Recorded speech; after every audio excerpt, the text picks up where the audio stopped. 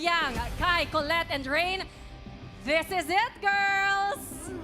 Narating na natin ang dulo ng edisyong ito at hawak ko na ang huling resulta ng boto ng taong bayan. Sa ilang saglit, magbabago na ang buhay nyo at isa sa inyo ang tatanghaling Gen 11 Big Winner. Big 4, makinig ng mabuti. Fiang,